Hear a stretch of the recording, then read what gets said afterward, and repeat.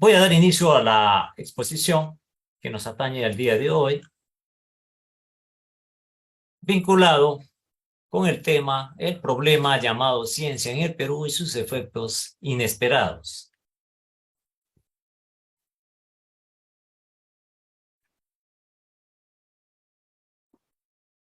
Vamos a desarrollar en un primer punto los antecedentes. Enseguida vamos a abordar al ecosistema de la ciencia. Posteriormente vamos con las evidencias en el prior art. Y luego la posición del Perú frente a otros países. ¿Y para qué y cómo debemos hacer ciencia en el país, ¿no? Y por último, hacerles unos comentarios finales con respecto al tema que hemos abordado, que vamos a abordar el día de hoy. Haciendo un paréntesis, quiero empezar con la siguiente reflexión, con las siguientes premisas. ¿Existe ciencia en el Perú? Realmente, el Perú tiene su forma de hacer ciencia en una forma indefinida. Y no queda más que ir forjando conocimiento con sentido, criterio y decisión común. Y se justifica a la fecha que en el país la ciencia tenga ese tipo de trato, ¿no? Pues de ninguna manera, ¿no? Contribuyendo con pequeñas ideas, no puede ser el límite si es que no aportamos conocimiento con valor. ¿Y cuánto se ha avanzado en ciencia a la fecha en el Perú? Sincerando todos los estamentos que la comprenden, nos damos cuenta que poco o nada se ha hecho desde el incanato a la fecha. En este punto quiero abordar un par de conceptos y un constructo para poder adentrarnos un poquito más en el tema. Con respecto al concepto ciencia, ciencia del latín, brevemente es el conocimiento. Conocimiento que explica y predicen los fenómenos del universo observable. Al respecto, también hay un orden natural de las cosas. Por ejemplo, en la Santa Biblia se nos señala que cuando se le amonesta al sabio, aprende ciencia. También nos dice que mi pueblo fue destruido porque le faltó conocimiento. Ahí tienen las referencias. Si es que quieren contrastar siempre la ciencia con la religión, en el tiempo son antagónicos. Y es interesante observar cada una de las propuestas desde el punto de vista de los enfoques. El otro concepto es el problema, ¿no? Problema de latín también, problema de la cuestión que se trata de aclarar o resolver. Nosotros como investigadores, como hombres que nos dedicamos de alguna manera a la ciencia, dentro de nuestras posibilidades, los problemas al cual damos solución tienen que ser de naturaleza técnica. Ahí están dos conceptos y vamos al constructo. El constructo, efecto inesperado. Efecto, bueno, es el motivo, cosa que se deriva de una causa. Y inesperado es un adjetivo que ocurre sin que se pueda anticipar o prever. Como un ladrón en la noche, ¿no? O sea, algo inesperado, algo que uno no esperaba. Entonces ahí tenemos el constructo que que va a validar a nuestro tema del día de hoy. ¿Cuáles son las características esenciales del efecto inesperado? Si lo inesperado no comprende el estado del arte, entonces soluciona los problemas técnicos de la sociedad, porque es novedoso, tiene altura o ventaja técnica, además de su aplicación práctica e industrial en beneficio de la sociedad. Si lo inesperado no comprende el prior art, decíamos que soluciona los problemas técnicos de la sociedad. Pero si es todo lo contrario, entonces no reivindicamos nada y no aportamos nada desde el punto de vista de la ciencia y de la investigación. Ahí está la característica esencial.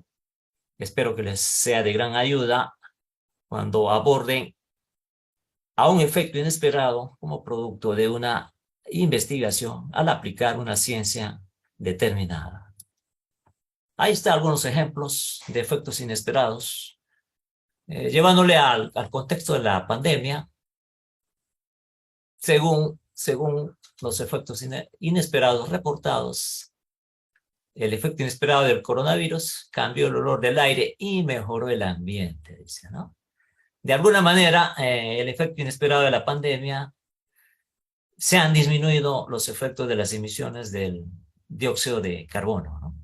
Acá también hay otro ejemplo, que mucho de las personas en la sociedad nos hemos ensimismado, ¿no? Hay una especie de sequía emocional. Es un efecto inesperado, adverso de la pandemia. Otro ejemplo típico de un efecto inesperado es la anosmia. La anosmia es que muchos hemos perdido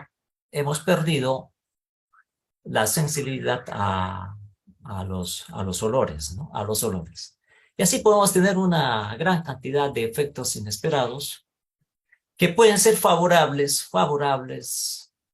como también nada favorables, ¿no? Nada favorable a las soluciones técnicas que queremos dar. Ya les acoté anteriormente, una de las características esenciales del efecto inesperado es que si no, si no comprende el estado del arte, es que podemos dar soluciones a los problemas técnicos de la sociedad. Y si la comprende, ocurre todo lo contrario. Entonces puede ser a favor como puede ser en contra. Entonces, ¿es un problema la ciencia en el Perú? Es un problema no resuelto, tal como pasaremos a evidenciarlo, tal como nos había advertido ya Jorge Basadre, en Perú problema y posibilidad. Él sostenía quienes caen en la amargura, en el pesimismo, en el desencanto, ignoran que el Perú es aún una posibilidad. Problema es, en efecto y por desgracia, el Perú, pero también, felizmente, posibilidad, ¿no? Entonces, parafraseando en el contexto de nuestra exposición, diríamos Perú, ciencia y posibilidad. Vamos a borrar los antecedentes.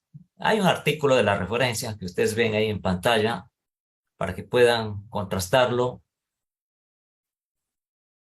y revisarlo y tomarlo como referencia, que nos sirve como base para nuestra exposición del día de hoy.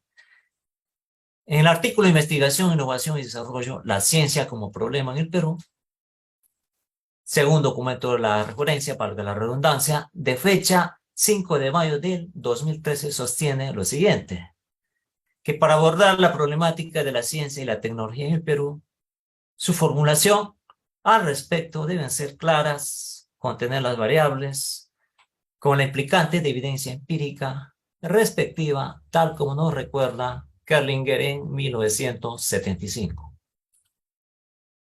El problema llamado ciencia en el Perú, haciendo la problematización en base al criterio de Kerlinger, se establecieron para esta ocasión las siguientes preguntas, entre otras. ¿Se hace ciencia y tecnología en el Perú?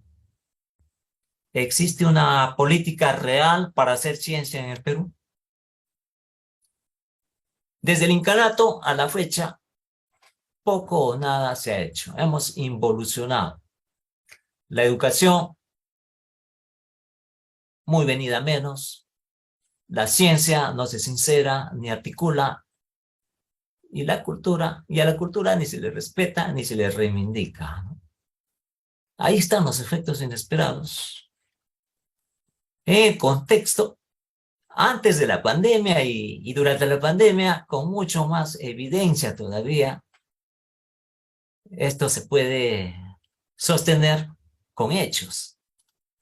Esto hacían los incas, entre otras cosas más. Imagínense, tecnología constructiva de tipo ambiental en la arquitectura inca. Ahí pueden ver cómo los guaruguarus, las lluvias en poza, absorben la radiación solar para proyectarla durante la noche y evitar que las heladas maten los cultivos. Esto hacían los incas. El Intihuatana, un instrumento lítico para observar el movimiento aparente del sol. Acá pueden ver una arquitectura para soportar las inclemencias del tiempo y pueden ver la inclinación de 60 grados cubiertos con la materia prima que se tiene en el contexto regional donde se ha constituido estas evidencias. Esto hacían los incas. En Mora, andenes curvos y concéntricos, en niveles altos y bajos, tienen diferentes temperaturas, útiles para la adaptación de plantas de un clima a otro. Acá pueden ver también el modelamiento de la piedra, ¿no? La unidad, la dualidad, la triada y la tetrapartición.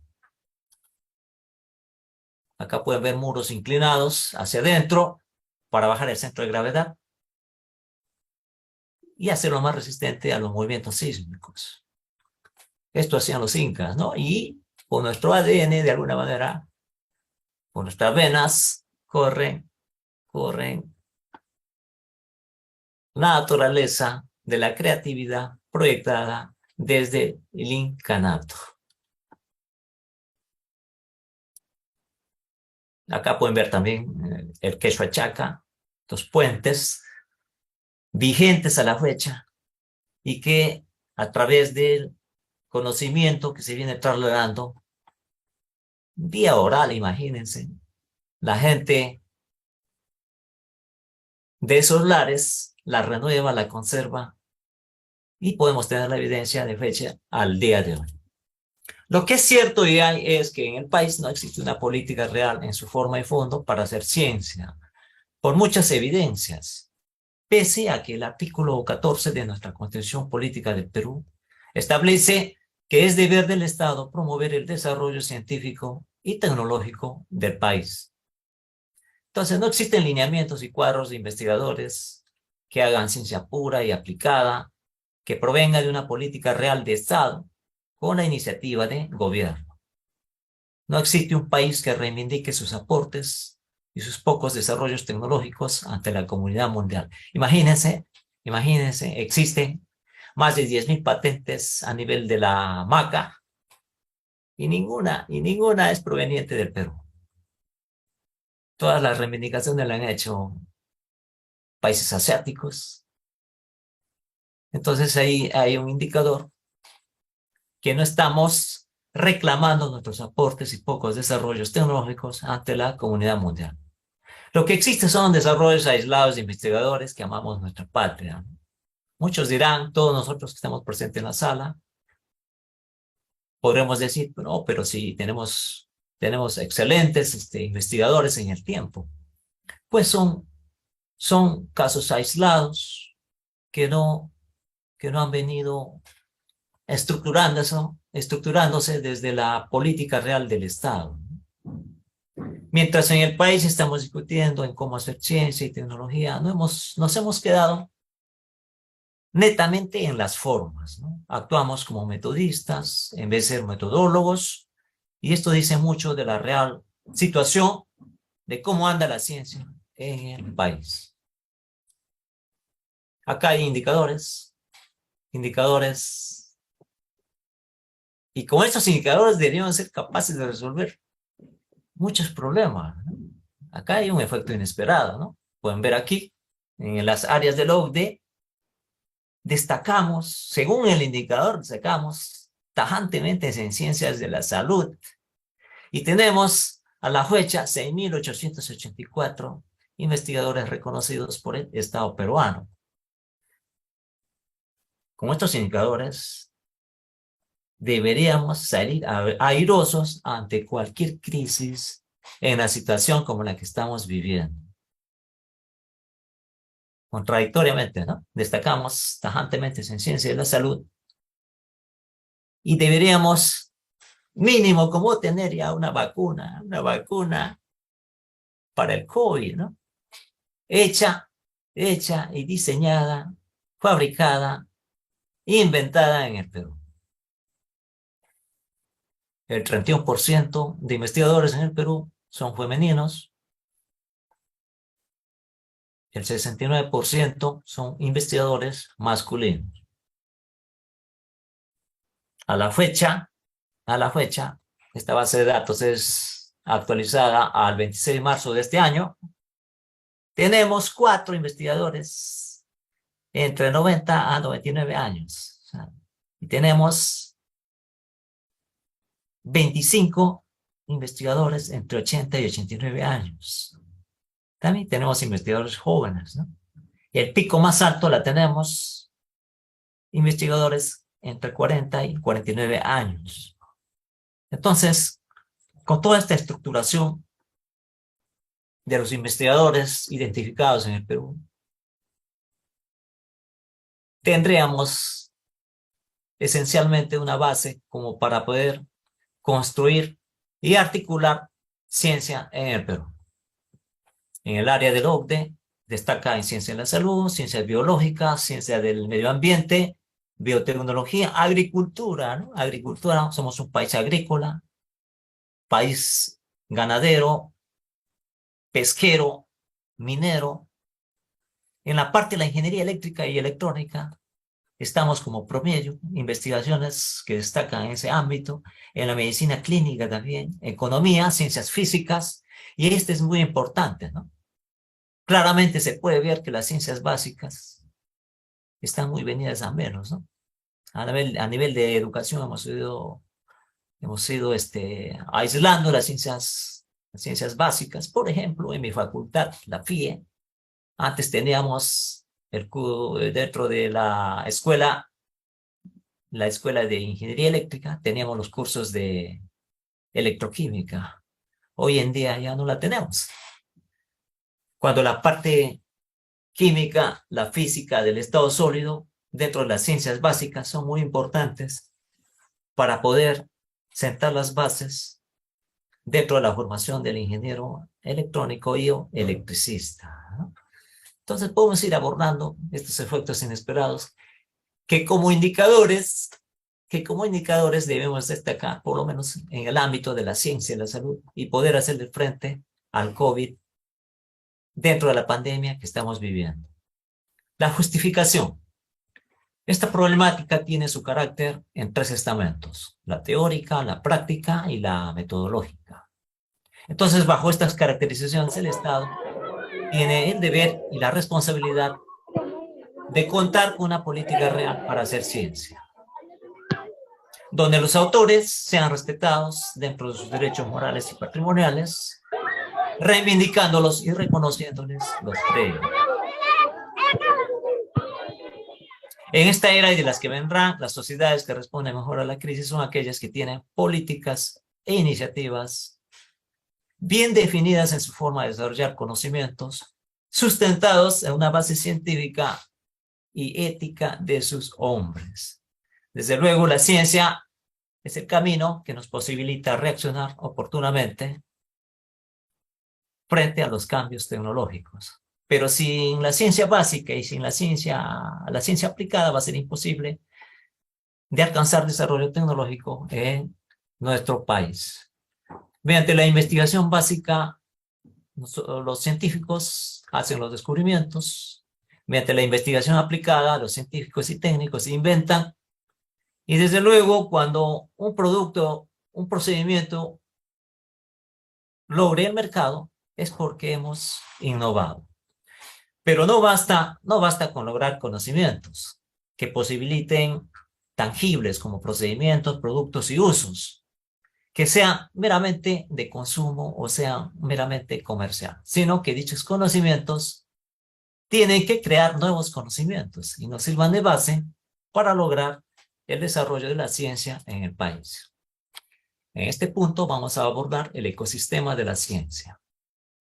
Ante los acontecimientos que estamos viviendo, se ha evidenciado pronunciadamente, ¿no? Ante la amenaza de la crisis como el COVID-19 hacia nuestra vida, no tenemos la oportunidad siquiera de enfrentar al monstruo voraz desarrollando ciencia en el país, establecida en un contexto de un nuevo orden mundial, donde una real esperanza de controlar la pandemia tiene una vida esperada de 20 años más o menos, ¿no? Ya estamos en 3, del 19 al 22 son 3 años. O sea, dentro de 17 años vamos a poder ver recién el control real de esta pandemia. Hay dos vertientes dentro del ecosistema de la ciencia. Por un lado está Goethe y por otro lado está Newton. La forma como investigamos a la fecha es herencia de Newton. Y no hace más de 15, 20 años es que se ha hecho el reconocimiento a Goethe. Goethe, más conocido como poeta, pero tiene más de científico que de poeta, ¿no? Goethe plantea implementar un tipo de ciencia dinámica e inclusiva, mientras la que estamos usando a la fecha, la de Newton, es de tipo estática y es sesgada, ¿no? Es de tipo sesgada. Ahí están los antagónicos dentro del ecosistema de la ciencia. ¿Cuál es la característica de este ecosistema que se ha visto pronunciado dentro de la pandemia? Tiene estas dos caracterizaciones. El ecosistema donde nos desarrollamos en el ámbito científico es voraz y también es conflictiva, ¿no? Desarrolla conflictos de intereses como un efecto anticri. El anticri es la conducta responsable que tiene el investigador para implementar investigación a gran nivel, a gran altura, pero contraproducentemente el anticri es la característica donde se desempeña el investigador, ¿no? Esto se ha evidenciado durante la pandemia. En el punto 3 vamos a abordar efectos inesperados, evidencias en el estado del arte. Por ejemplo, las investigaciones en este tiempo del COVID-19 se ha vuelto más reflexiva, colectiva, multidisciplinaria. La pandemia descubre nuevas oportunidades. La crisis acelera las tendencias. Pueden ver que durante 2, 3 años se ha logrado obtener vacunas tentativas que nos permiten en este tiempo mantenernos por lo menos con la motivación de seguir saliendo adelante, ¿no? La eficacia de la ciencia se ha vuelto abierta, se revaloriza el papel del conocimiento científico y se consolidan tendencias como la multidisciplinariedad. Todo esto lo conocíamos antes de la pandemia, pero no estaba tan pronunciada tal cual se evidencian a la fecha. ¿Cuál es la situación real en el país? De lo acotado en el año 2013, en la referencia que les cité en el artículo, aquí, retrocediendo al comienzo, había una cita de la referencia, acá está, eso ocurre el 5 de mayo de 2013. En este punto 3 de nuestra exposición, vinculada con la referencia del año 2013 a la fecha, no ha cambiado nada. La situación real no ha cambiado nada, manifestado en el artículo del año 2013, hasta antes de la pandemia y durante la pandemia. Por lo tanto, la ciencia con la que contamos en el país son casos aislados, desarrollados por corporaciones particulares y patriotas que aman a la patria. Entonces, no es un buen indicador para establecer y decir que la forma de hacer ciencia en el país sea ya un hecho. Un país que no reivindica sus grandes aportes a la humanidad es un país que no ha implementado políticas e iniciativas en el ámbito de la ciencia. Un país que no apuesta por la ciencia es un país que en el tiempo no supervivirá a los avances tecnológicos de todos los tiempos. Por lo tanto, no puede responder socialmente ante la crisis y los cambios tecnológicos modernos con celeridad. Ahí está, cuáles son nuestras respuestas ante el COVID-19 y luego y de los sucesos y crisis que vienen sucediendo en los países del orbe, ¿no? Como el caso de la guerra entre Rusia y Ucrania, ¿no? Ahí está. ¿Qué hicieron los patriotas que aman la patria? Bueno, ahí tienen una serie de representantes que les he colocado ahí, representantes de la ciencia en el Perú. En el área médico tienen Hipólito Unanue, Cayetano Heredia, Alcides Carrión, Herminio Valdizán, Carlos Mongi Medrano, Honorio Delgado, Alberto Barto. Ciencias físicas, Pedro Ruiz Gallo, Pedro Paulet, Santiago Antúnez de Mayolo, ¿no? Imagínense, Santiago Antúnez de Mayolo, algo que nos atañe en nuestra especialidad. En ciencias matemáticas tenemos a Villarreal, a Godofredo García, Lozada y Puga, y en el área de ciencias naturales a Sebastián Barranca, Fortunato Herrera, a Antonio Raimondi, Augusto Weber-Bauer, y recientemente, no hace mucho, falleció el doctor Fernando Cabezas Molina, un científico y médico peruano, uno de los pocos que teníamos hasta hace poco, ya fallecido, ¿no? Una persona que aportó mucho en el ámbito de la medicina alternativa, ¿no? Y por haberse enfocado en ese aspecto de la medicina alternativa, hasta fue castigado, ¿no? Imagínense, fue castigado por las instituciones aquí en el Perú. Bueno, también tenemos a Barton Siewacz, joven investigador que ha trascendido por la teoría de las supercuerdas, ¿no? Así podemos ir señalando una gran cantidad de investigadores, hombres que hacen ciencia y que de alguna manera aman a la patria. Ahí está. Entonces, patriotas, seámoslo siempre, ¿no? Eso no hay que perderla. Ahí tienen a Pedro Paulet. ¿Y nosotros qué estamos haciendo a nivel de ciencia? Para el caso típico de la universidad peruana, ¿no? Existen los recursos materiales y humanos, ¿no? Dentro de las universidades para poder hacer ciencia.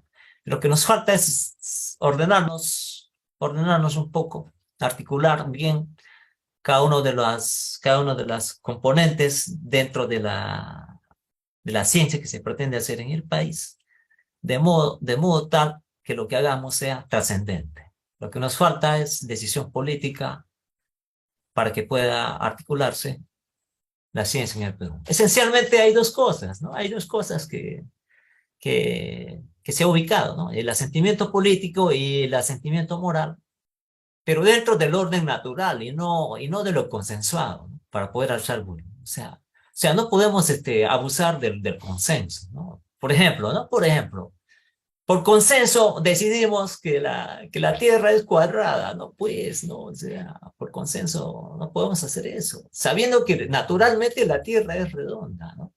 Es esférica. Entonces ahí tienen un indicador de que el asentimiento político y el asentimiento moral, cuando hacemos investigación, no está articulada, ¿no? Dentro de un orden natural.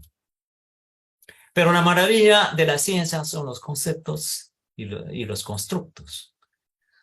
La maravilla de la ciencia de obtener a través de los conceptos como una unidad elemental del pensamiento, y luego se subsumen los conceptos y se construyen nuevos conceptos.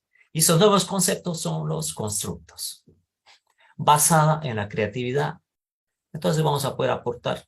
Esto de los constructos hoy en día tienen gran auge porque está vinculado con la creatividad y está vinculado con la inventiva, ¿no? En el punto 4 vamos a señalar al Perú su posición frente a otros países, ¿no? Hoy en día se habla mucho de la creación de un ministerio de ciencia y tecnología, ¿no? ¿Cuál debe ser el perfil de un ministro de ciencia y tecnología, ¿no? Por ejemplo, en los países asiáticos, la investigación y la innovación tecnológica son áreas prioritarias para el desarrollo de su economía. Mientras que el perfil de quien dirige el ministerio en dichos países, por ejemplo, en Corea, Corea del Sur, es de carácter científico, netamente científico. Sin embargo, en Japón, India, Australia, Nueva Zelanda y Singapur, prima la experiencia política. Entonces, entonces la valoración de la ciencia y la experiencia política son cualidades, son cualidades que debe tener nuestro ministro de Ciencia y Tecnología si es que en algún momento se articula con la creación de esta entidad. Entonces, el requisito principal es que tenga una alta valoración por la ciencia y quien dirija tenga un aprecio profundo por la misión original de lo que es la investigación científica. Entonces, tiene que ser una persona que esté comprometida y tenga la visión de poder proyectar a soluciones técnicas que requiere el país. Cambios necesarios que se deben hacer a nivel de educación, ciencia y cultura, ¿no? Mientras no se hagan los cambios necesarios, estructurales y operacionales en el sistema educativo, que está muy venida a menos, será imposible articular con la ciencia y la cultura, ¿no?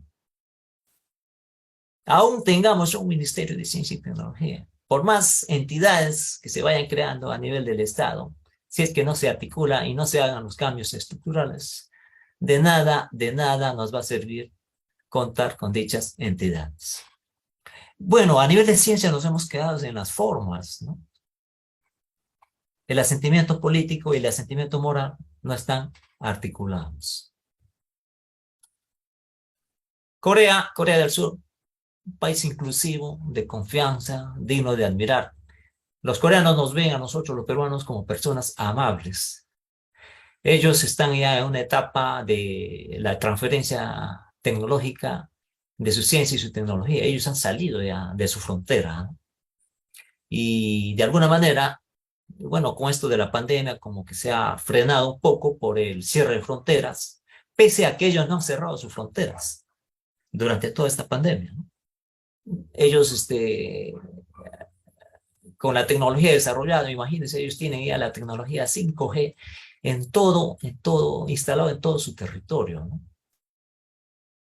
Acá podemos ver una estructura pública del sistema de ciencia y tecnología coreano. Tiene un presidente, tiene un primer ministro, tiene un ministro de educación, y de ahí se articula las universidades y los centros de investigación fundamentales, ¿no? Apoyado, apoyado y articulado por su ministro de Economía, un ministro de Estrategia y Finanza y otros ministerios relevantes que ayudan, que ayudan a proyectar su ciencia y tecnología a un nivel de transferencia, ¿no? Que ha sobrepasado ya sus fronteras. Como le decía, ellos nos observan a nosotros los peruanos, nos consideran a nosotros los peruanos como personas amables. Entonces ahí hay un punto a favor como para admirar lo que se hace en Corea del Sur, donde prima la confianza y se valora mucho al profesor, aunque no lo crean. Se valora mucho al profesor. El profesor es la máxima expresión en el Estado coreano. En el punto 5, ¿para qué y cómo hacer ciencia? ¿Para qué hacer ciencia? Para heredar a nuestros nietos un mejor mañana. Yo no digo, no establezco acá como hijos, porque de alguna manera con todas estas crisis se han perdido ya generaciones, ¿no? ¿Y cómo? Vinculando la relación hombre-máquina con el medio ambiente. Ya esta trilogía no se debe perder para hacer que las tecnologías no agreden al medio ambiente, tal como lo hacían los incas, ¿no? La esperanza, ahí está, la esperanza. Los países que creen en su educación, su ciencia y su cultura responden mejor a las crisis, sin lugar a dudas, ¿no? Resultados de éxitos en el ámbito de la educación, la ciencia y la cultura no pueden ser resultados pues de un error estadístico o por una gracia inmerecida. No puede ser que cada 100 años pues aparezca un tenor de talla mundial, ¿no? O un Ernesto Granda, ¿no? Que nos representó por mucho tiempo a nivel del deporte ciencia. O esperar tantos años para lograr una medalla de oro, ¿no? Una medalla de plata a nivel de deporte. O ir a un mundial, imagínense. Eso tiene mucho que ver con el trato desde la educación, que si no se articula con la ciencia y la cultura, poco o nada como resultado vamos a tener, ¿no? Nosotros en el Perú no podemos estar de brazos cruzados con una educación, ciencia y cultura desarticulada.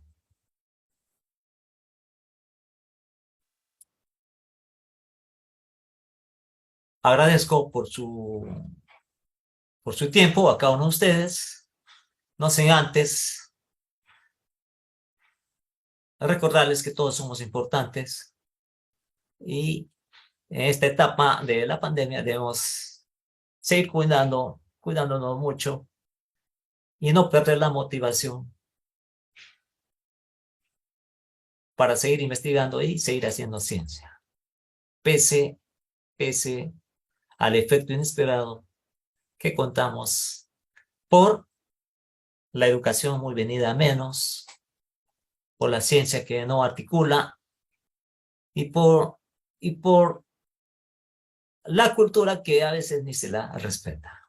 Gracias por su paciencia y su atención. Muchas gracias a usted, profesor, por su apoyo y dedicarnos su valioso tiempo al ofrecer esta conferencia por el 56 aniversario de nuestra Universidad Nacional del Callao. A continuación vamos a proyectar su certificado por esta ponencia, el cual ya se envió a su correo institucional. Un momentito, por favor.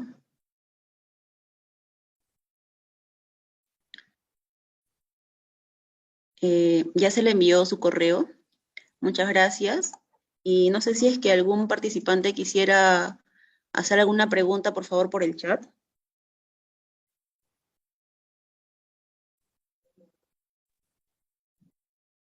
Buenas tardes a todos los participantes y en especial un saludo fraterno al ingeniero Edgar del Águila, agradecerle por su participación en este ciclo de conferencia que se está brindando hacia la comunidad universitaria. Nos ha hecho una síntesis y de muchos científicos e ingenieros y profesionales que han contribuido a nuestro país. Y es importante recordar aquí en, profe, no lo arruine, físico. aquí en la universidad y aquí en los que están participando, hay muchos jóvenes que se han apersonado aquí a través de este enlace para escucharlo y son ellos nuestra materia prima y les ha dado una esperanza muy agradable con esta conferencia. Le agradezco, ingeniero Edgar del Águila, por su participación en este ciclo de conferencia. Muchas gracias. El agradecimiento sincero a todos ustedes. Gracias. Sí, creo que el señor Agapito Huacasi quiere participar. No sé si podría escribir por el chat para poder leer su pregunta.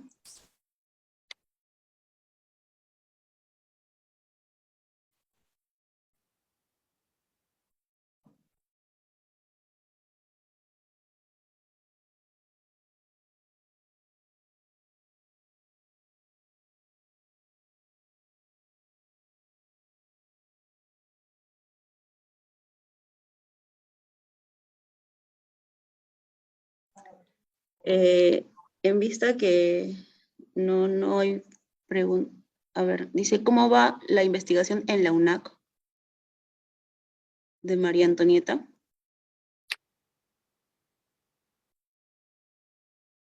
La investigación dentro de la Universidad Nacional de Callao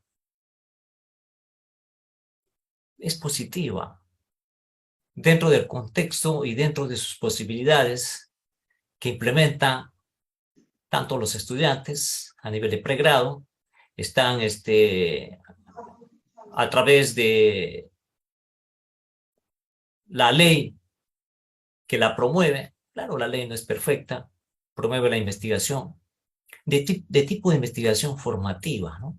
Donde todos los docentes, dentro de nuestras capacidades, competencias y habilidades, hacemos el esfuerzo denodado, pese a que el asentimiento político y el asentimiento moral dentro de la estructura de la ciencia en el Perú, que también ha tocado fondo dentro de nuestras universidades, a pesar de esa desarticulación, la capacidad que tiene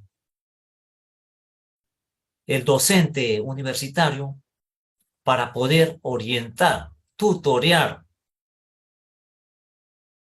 dentro de la investigación formativa a sus estudiantes, es positiva, ¿no? En virtud a que materia, personas destacadas en el ámbito de la investigación dentro de nuestra facultad, contamos, y eso lo podemos observar dentro de las investigaciones que realizamos dentro de cada una de las unidades de investigación que tenemos en las facultades, ¿no? Se tiene mucho que mejorar, lógicamente, y son nuestras autoridades quienes tienen que ser flexibles frente a la construcción y no la destrucción de la educación en el país, porque yo les señalaba que antes dentro de nuestra facultad teníamos los cursos de electroquímica. Hoy en día ya no la tenemos. Entonces, estamos involucionando de alguna manera, ¿no? Pero pese a todas esas limitaciones, hay que tener pues el sentido común, ¿no? Para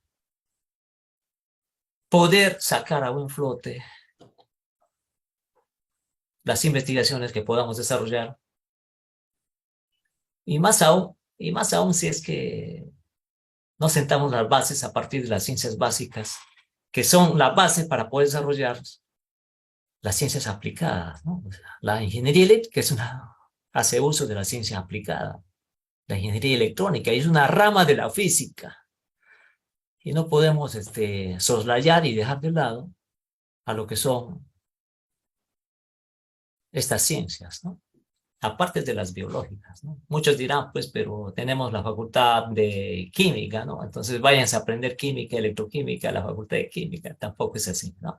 Entonces tenemos que recuperar eso que se ha perdido, y eso realmente indigna de alguna manera, pero eso es lo que hacen las autoridades, ¿no? Los gobernantes, podemos decir, ¿no? Entonces, esto tiene que mejorar, ¿no? Y si en algún momento se llega a contar con un Ministerio de Ciencia y Tecnología, esta tiene que articularse desde el Ministerio de Educación. Y fíjense que pese a tener las entidades como Concitec y otras entidades más vinculadas con la ciencia, y pese a tener los indicadores relevantes, sin embargo tenemos efectos inesperados, contrarios, ¿no? Contrarios a las soluciones técnicas que se debe dar a lo que acontece en el país, y mucho más en épocas de crisis como hecatombes, ¿no? De tipos sociales, y como la que estamos viviendo en esta etapa de pandemia. Bueno, yo observo hasta antes de la pandemia los desarrollos que se han hecho a nivel de investigación en la Universidad Nacional de Callao.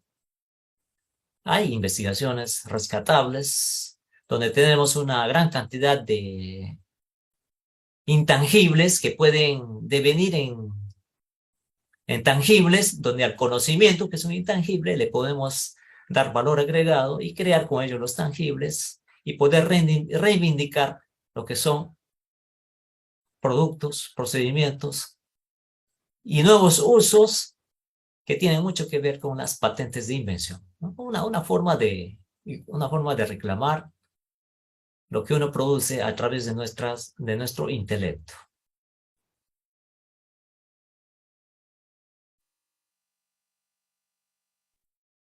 Muchas gracias, profesor Edgar. A continuación, el siguiente ponente, el magíster Iván Sáenz Rivera, estadístico del Estado de la Universidad Federico Villarreal, maestría en docencia universitaria de la Universidad Norbert Wiener, maestría en estadística en la Universidad Mayor de San Marcos, cuenta con varias publicaciones con artículos científicos en revistas indexadas de nivel 1 y 2. El tema a tratar de hoy es regresión logística en la investigación. Le doy el pase, profesor. No copié bien su pregunta. No sé si la puede traducir, o sea, escribir. Profesor Edgar del Águila, ¿me escucha? Le saluda el profesor Juan Mendoza. ¿Sí? ¿Me escucha? Sí le escucho, profesor. Ya. Le agradecemos su participación, profesor Edgar del Águila. A continuación va ya a exponer otro participante. Muchas gracias. Muchas gracias, muchas gracias. Sabdi, se escuchó entrecortado la presentación A del ver, siguiente ponente. ¿me escuchan? Ahora sí. A continuación, vamos a presentar al siguiente ponente, el magíster Pedro Iván Sáenz Rivera, profesor de la Universidad Federico Villarreal, maestría en docencia universitaria en la Universidad Norbert Wiener, maestría en estadística en la Universidad Mayor de San Marcos, cuenta con varias publicaciones con artículos científicos en revistas indexadas de nivel 1 y 2. El tema a tratar del día de hoy es regresión logística en la investigación. Le doy el pase, profesor.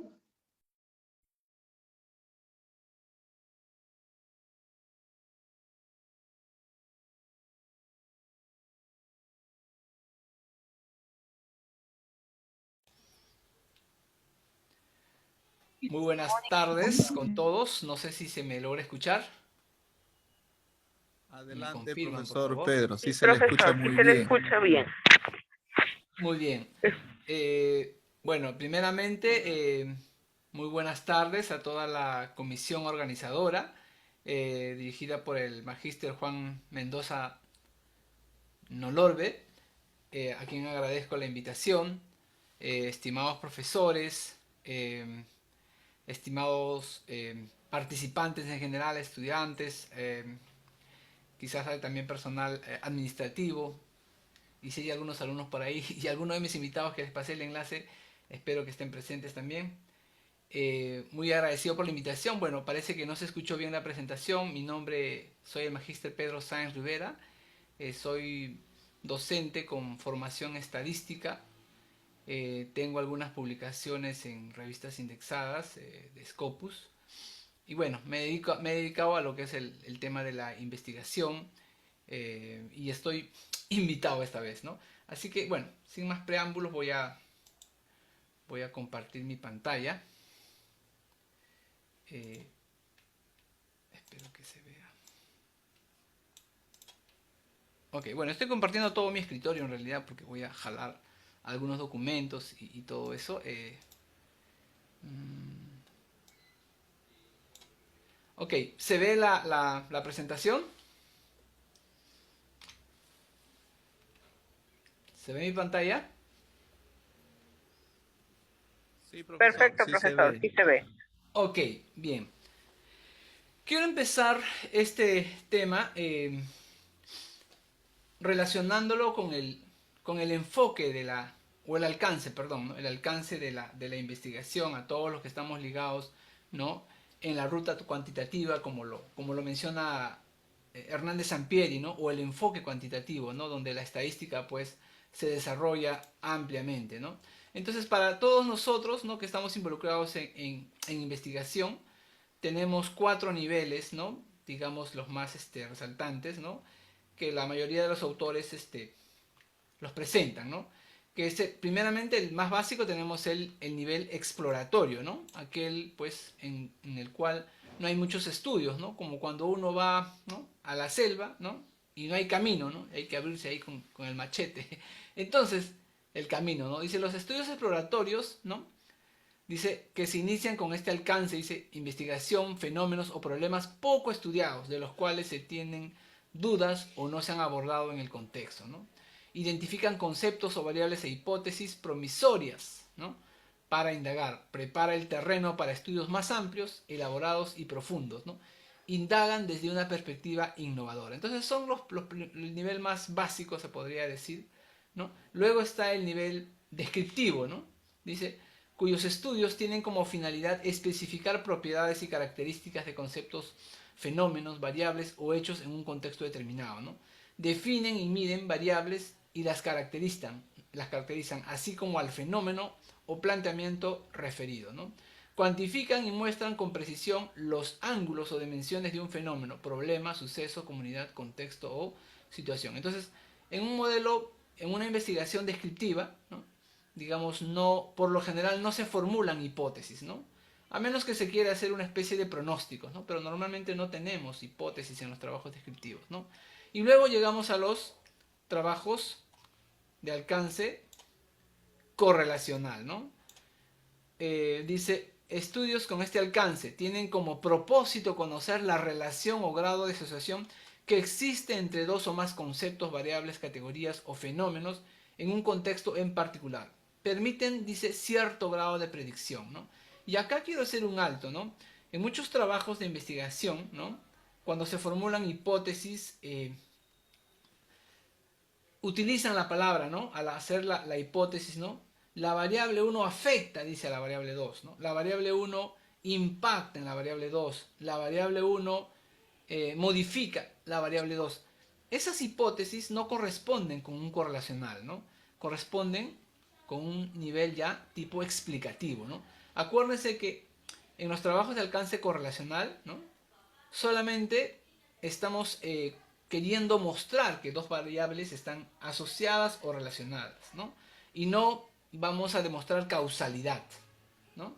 Entonces, si bien es cierto, permiten cierto grado de predicción, porque a veces se demuestra que existe una correlación directa o positiva entre una variable y otra, y podemos nosotros decir, no, mira, hay una correlación positiva, entonces si esta variable es alta, la variable, por ejemplo, digamos, ¿no? Hablemos de la variable, por ejemplo, ¿no? En las empresas, por ejemplo, ahora en esta época de pandemia hay un síndrome, ¿no? Que es el síndrome de burnout. Sobre todo en los hospitales, ¿no? Que tienen que ver pues con el desgaste del personal, ¿no? La despersonalización de las personas, ¿no? Digamos la frustración, ¿no? En cuanto al alcance de sus metas y todo, ¿no? Por ejemplo, tenemos esa variable, ¿no? El síndrome de burnout, por ejemplo, ¿no? Y después tenemos en el aspecto laboral, ¿no? Digamos algunas variables que pueden ser como los beneficios que se le dan a los trabajadores. Ahorita se me fue el nombre de la variable, ¿no? Y queremos relacionar estas variables, ¿no? Y simplemente podemos, en este caso, mostrar que hay una relación o asociación. Pero, si nosotros queremos llegar a un alcance explicativo, ¿no? Decir cuánto afecta, cuánto impacta una variable en otra, ¿no? Normalmente en las tesis, pues, digamos, o en las investigaciones, ¿no? De docentes, ¿no? Que ya son magísteres, que están haciendo su doctorado o quizás una maestría, ¿no? Pero queremos llegar a un nivel explicativo, entonces tenemos que recurrir a modelos, ¿no? A modelos matemáticos, ¿ya, no? Dice, estudios altamente estructurados que pretenden determinar las causas de los eventos y fenómenos de cualquier índole. Establecer relaciones de causalidad entre conceptos, variables, hechos o fenómenos en un contexto concreto. Generan un sentido de entendimiento de los fenómenos y problemas que examinan, ¿no? Entonces, en un alcance explicativo, entonces sí vamos a explicar, como dice el nombre, las causas y además vamos a cuantificar, ¿no?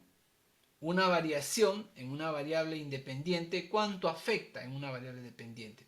Entonces aquí sí, en los modelos, en las investigaciones de alcance explicativo, sí debemos utilizar los términos variable independiente y variable dependiente, ¿no? Y no utilizarlo de manera, digamos, tan digamos, común en los modelos, en los trabajos de alcance solamente correlacional, ¿no? Entonces yo siempre sugiero en los trabajos correlacional poner variable 1 y variable 2, ¿no? Si bien es cierto, puede haber un marco teórico donde una de las variables es una variable independiente y la otra es variable dependiente, pero normalmente en nuestras hipótesis, ¿no? Si ponemos que es de alcance correlacional, entonces solamente probamos, ¿no? Probamos correlación, más no causalidad. Bueno, esto ha sido extraído de este libro de Hernando Sampieri, Metodología de la Investigación. Es un libro bastante conocido, ¿no? Es un bestseller, ¿no? Y bueno, dentro de los modelos explicativos, ¿no? Hoy día quiero comentar un poco sobre lo que es el modelo de regresión logística, ¿no? Dice, ¿se puede predecir con antelación si un cliente que solicita un préstamo a un banco va a ser un cliente moroso? ¿No? ¿Se puede predecir si una empresa va a entrar en bancarrota? ¿Se puede predecir de antemano que un paciente corra riesgo de un infarto? Dice, cuando una pregunta de investigación se orienta a conocer cómo inciden varias variables independientes sobre una variable dependiente, ¿no? Lo que nosotros conocemos, ¿no? Es el modelo de regresión lineal clásico, ¿no? Que permite encontrar una respuesta a esto, ¿no? Pero en estos modelos, ¿no? De regresión lineal clásicos, ya sea el simple o el multivariado, ¿no? La variable dependiente, la variable respuesta, es una variable cuantitativa, ¿no? Y tiene además un supuesto, ¿no? Que es el supuesto de la normalidad, ¿no? Sin embargo, ¿no? En muchas circunstancias de investigación la variable dependiente Y es categórica, ¿no? O sea, puede ser que tome dos valores, dicotómica, o puede tomar varios valores, politómica, pero ser una variable de tipo cualitativa, ¿no? Entonces, por ejemplo, ¿no? La variable Y, como dice acá, ¿no? Se puede predecir con antelación si un cliente que solicita un préstamo a un banco va a ser un cliente moroso. Entonces la variable Y podría ser, ¿es moroso o no es moroso? ¿No? ¿De acuerdo? O puede ser, ¿no? La variable Y entrará en bancarrota o no entrará en bancarrota, ¿no? Y la variable Y puede ser si va a presentar o no va a presentar el riesgo, ¿no? O va a presentar o no la enfermedad, si queremos ser más directos, ¿de acuerdo? Ahora, la variable no necesariamente va a tomar dos valores, ¿no? Puede tomar varios, ¿no? Y bueno, esto ya es un modelo de regresión logística multinomial, como comentaré un poquito más adelante, pero hoy día solamente esta sesión de media hora es para ver el modelo de regresión logística binomial, ¿no? Por ejemplo, dice, cuando evaluamos el estado nutricional, ¿no? Que puede ser eutrófico o desnutrido. Cuando evaluamos el caso de niños con problemas de aprendizaje y sin problemas, ¿no? En estos casos es apropiado el método de regresión logística, que caracteriza por ser un modelo de probabilidad lineal. Bueno, lineal en la escala del logaritmo, como veremos a continuación. Entonces, el modelo de regresión logística, dice, al igual que otras técnicas estadísticas multivariadas, da la posibilidad de evaluar la influencia de cada una de las variables independientes sobre la variable dependiente o de respuesta, ¿no? Y controlar el efecto del resto. Tendremos, por tanto, una variable dependiente Y que puede ser dicotómica o politómica y una o más variables independientes X, ¿no? Que pueden ser de cualquier naturaleza, pueden ser, ¿no? Cuantitativas, discretas o continuas, y pueden ser cualitativas, ¿de acuerdo? Ya sea nominales u ordinales, ¿no? Y siempre hay que tener un poquito de cuidado sí, con las codificaciones que utilizamos con las variables, ¿no? Se suele, ¿no? Para la variable Y, ¿no? Que va a ser, por ejemplo, en el caso dicotómico, ocurre o no ocurre, digamos que el evento que es de interés para nosotros analizar, le ponemos 1, ¿no? ¿De acuerdo? Si el evento ocurre, ¿no? Y si no ocurre, le ponemos 0, ¿no? Entonces acá dice, podrá tomar el valor 0 si el hecho no ocurre y 1 si el hecho ocurre, ¿no? Este proceso es denominado binomial. Ok. Bueno, un poquito de teoría antes de demostrar un ejemplo concreto, ¿no? Recordemos que en un modelo de regresión lineal múltiple, ¿no? Tenemos una ecuación de este tipo, ¿no? Es lineal, ¿no? O sea, una variable Y que depende de variables independientes, pueden ser 2, 3, en este caso K variables independientes, ¿no? Y estos son los coeficientes, ¿no? Bueno, esta es una ecuación, ¿no? Esta es la ecuación de una línea recta, ¿no? En realidad, si estamos hablando de varias variables, ya estamos hablando de un plano, ¿no? De un hiperplano. Bien. ¿Y cómo es el modelo de regresión logística? ¿No? Entonces, el modelo de regresión logística toma esta forma, ¿no? Dice, modelo de regresión logística. En el modelo de regresión logística, lo que va en la ecuación, en realidad la variable dependiente, lo que vamos a pronosticar nosotros con nuestro modelo de regresión logística o calcular, es la probabilidad de que la variable dependiente y, ¿no?, tome el valor de 1 o tome el valor de 0, ¿no? Por ejemplo, yo puedo estar, ¿no?, interesado en estimar, ¿no?, si el cliente va a ser un cliente moroso o no va a ser un cliente moroso, por ejemplo, ¿no? Entonces, probabilidad de que y sea igual a 1, voy a calcular la probabilidad, ¿no?, de que el cliente, por ejemplo, si mi interés es saber si va a ser un cliente moroso antes de darle el préstamo, entonces, probabilidad de que el cliente sea moroso. Eso es la probabilidad de que y sea 1.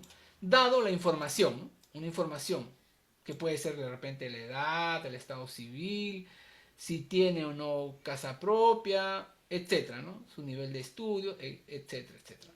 Y esta es la ecuación, ¿no?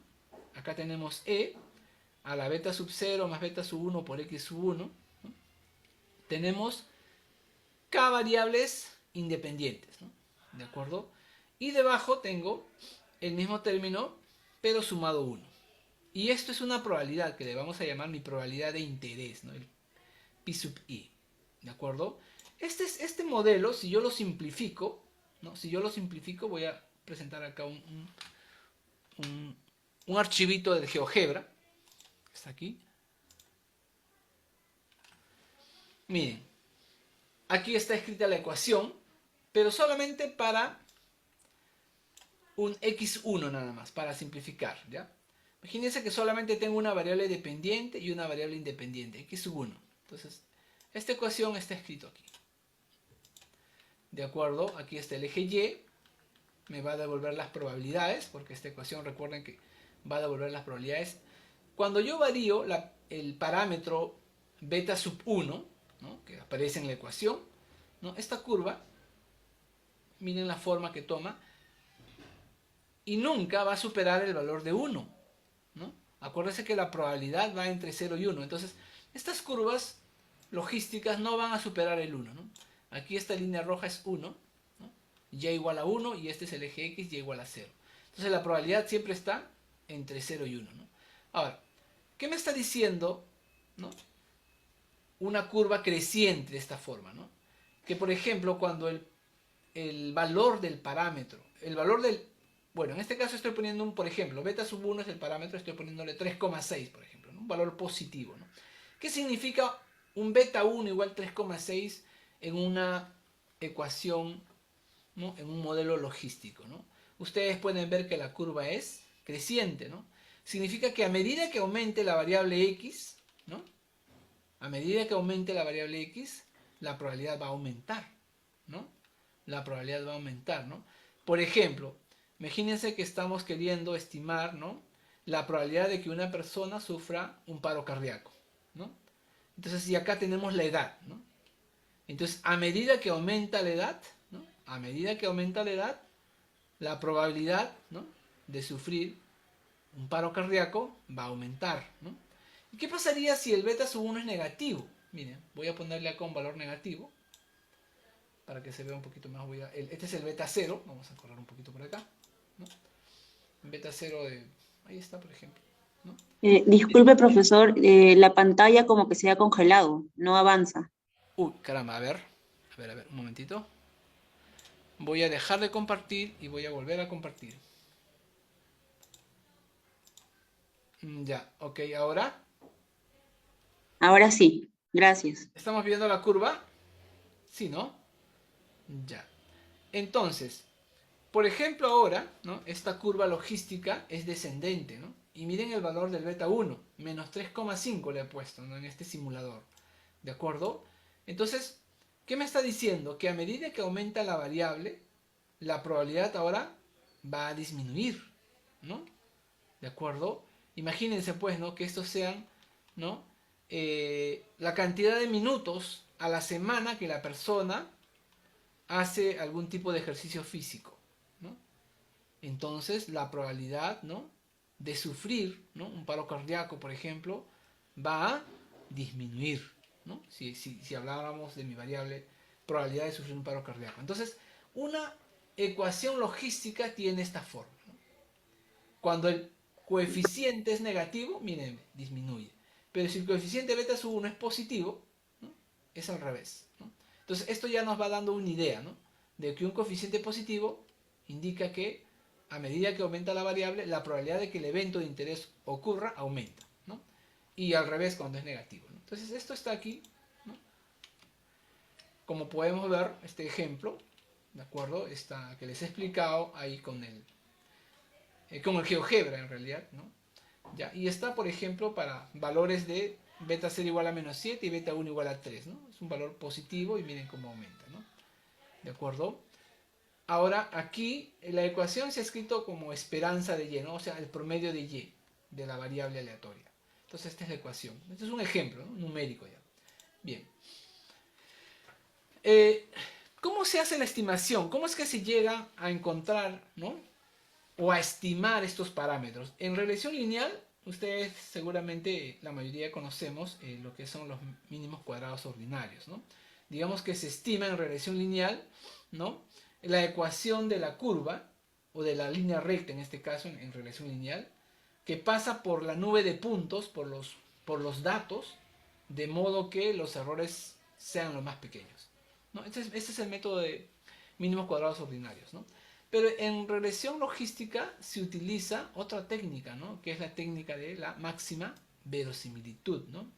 Es un método que pues necesita ayuda de la computadora en realidad, ¿no? Y ahora que pues ya las tenemos todos a la mano en una computadora, estas técnicas, ¿no?, esta técnica de la regresión logística que viene pues de verdad que antes de 1960 ya estaba desarrollándose, ¿no?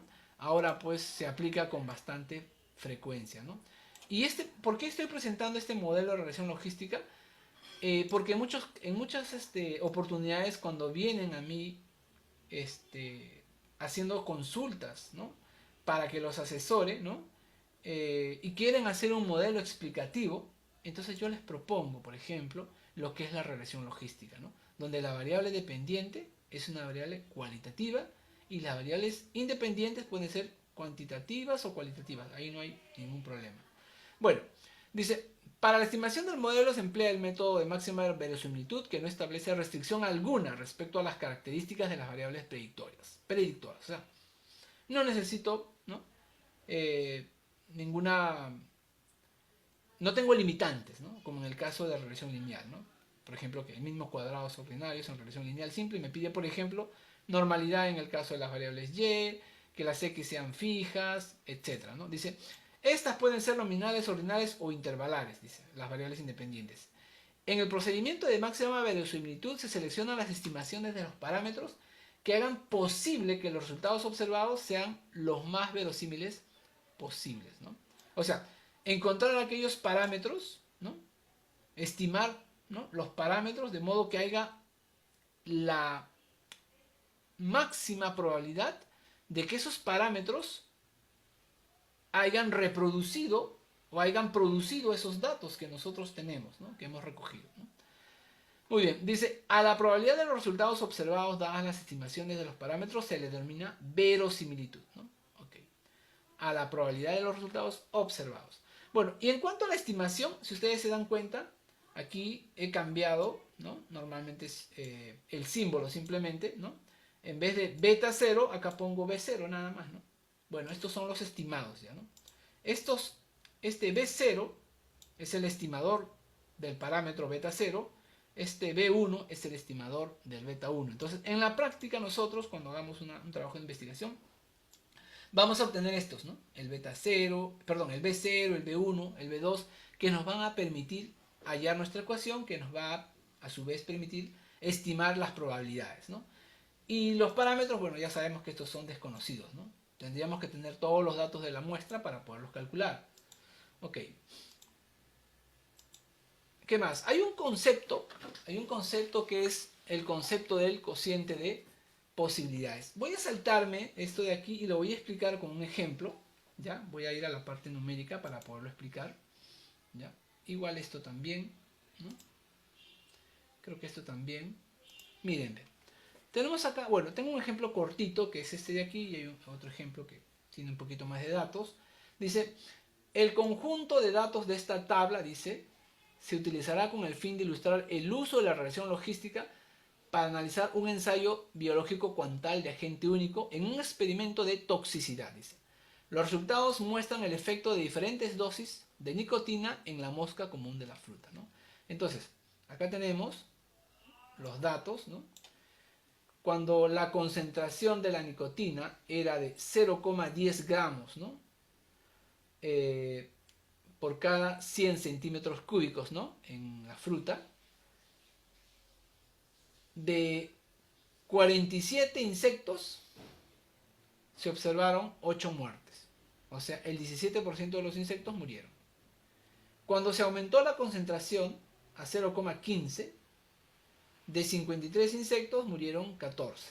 O sea, el porcentaje aumentó a 26%. Y así, ¿no? Se llegó a una concentración de 0,95. ¿De acuerdo? El número de insectos que murió, perdón, el número de insectos fue 52 y murieron 50. O sea, un 96,2 en porcentajes de muerte, ¿no? Dice, el propósito del experimento era el de obtener un modelo adecuado que relacionara la probabilidad de muerte con la concentración. Entonces aquí ya tenemos una variable independiente que es la concentración, ¿no? De la nicotina, y la variable dependiente es la muerte. Dice, además el analista buscaba la denominada dosis eficaz, es decir, la concentración de nicotina que da como resultado cierta probabilidad. La DE50, ¿no? Dice, tiene interés particular, ya que es la concentración que produce una probabilidad de 0,5 de que el insecto muera. Muy bien, entonces estos datos de aquí tenemos que pasarlos, por ejemplo, al SPSS, que es el programa que voy a utilizar ahorita para explicar, ¿no? Y por ejemplo acá tenemos 47 casos, de estos 47, 8 casos murieron con esta concentración y los restantes, vale decir 39, no murieron. Entonces habría que ingresar o crear una base de datos como de este tipo, ¿no? Acá tengo la concentración 10, ¿no? 0,10, ¿de acuerdo?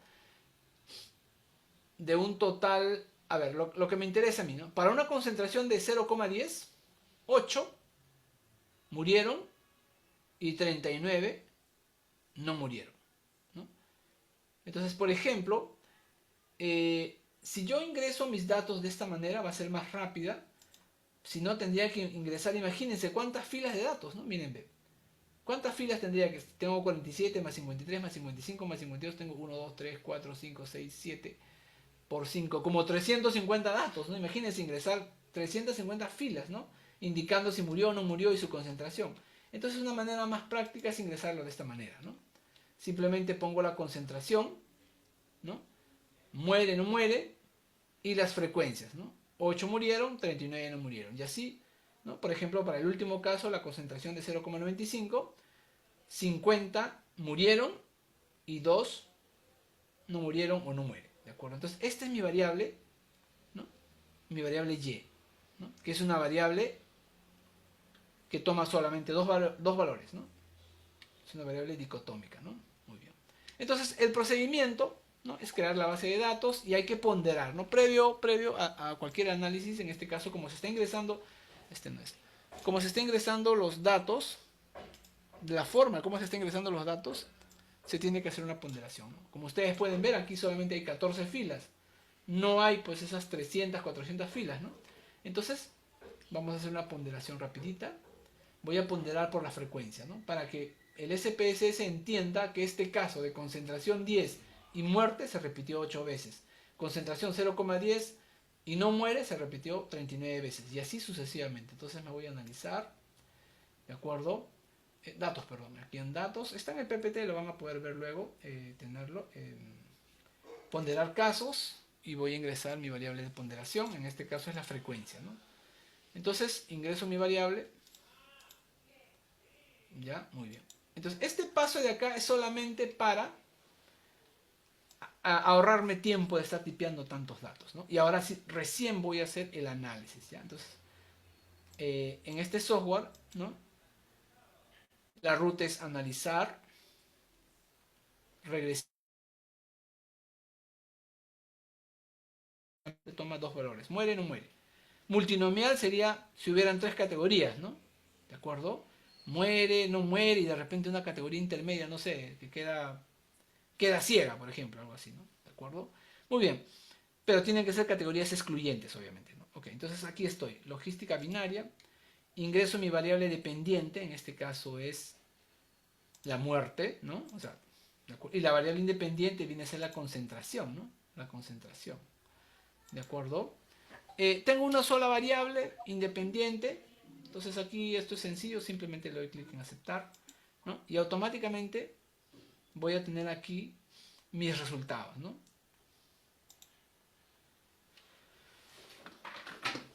Ok, aquí está el modelo, acá donde dice variables en la ecuación, esto es el modelo, ¿ya? Lo voy a jalar al PowerPoint, ¿de acuerdo? Y aquí está la ruta, ya lo que acabo de hacer, está explicado, ¿ya? Y acá está la salida, miren, eso es lo que me interesa. Ya, vamos a pegarlo aquí, ahí está, ¿no? Miren. Entonces, por ejemplo, la probabilidad estimada, ¿no?, de que el insecto muera está dado por esta ecuación. ¿De acuerdo? Entonces, mediante el método de máxima verosimilitud se han estimado el valor de beta 0 en menos 1,736, aquí está la constante, ¿de acuerdo? Y el valor del beta 1 estimado, 6,295, aquí está, ¿no? Esta es la salida del SPSS, recuerden. Entonces ya tengo mi modelito, ¿ven? Entonces, esta es mi probabilidad estimada para la concentración del X. Entonces, yo reemplazo aquí en el X la concentración deseada, ¿no? Y me va a dar la probabilidad de que, en este caso, el insecto muera, ¿no? Muy bien. Por ejemplo, yo quiero saber para qué concentración, ¿no?, hay una probabilidad de que de 0,5 de que el insecto muera. Entonces, por ejemplo, esa dosis, ¿no?, esa dosis efectiva, ¿no?, de 50. Entonces, voy a hacer un despeje simplemente. Lo igualo a esto a 0,50, ¿no? Lo igualo a 0,50 y opero esto de acá, ¿no? Tomo logaritmo a ambos lados, aplico las propiedades de los logaritmos, ¿no? Y esto se va a linealizar, ¿no? Aplicando logaritmos, hago un despeje y me sale que x vale 0,276, ¿no? O sea, para x igual 0,276, ¿no?, la probabilidad es de 0,50, ¿no? Y también podemos reemplazarlo acá nuevamente y vamos a ver que esta probabilidad me da 0,50. Entonces, ya tengo aquí mi modelo estimado, ¿de acuerdo? Y tengo aquí, por ejemplo, la de 50. Ahora, normalmente hay que ver si el modelo es apropiado, digamos, hay que ver la bondad del modelo, ¿no? Entonces, digamos, paralelamente, si queremos hacer un paralelo con regresión lineal, que seguramente ustedes lo conocen, ¿no?, existen algunos indicadores de si mi modelo es apropiado o no, ¿no?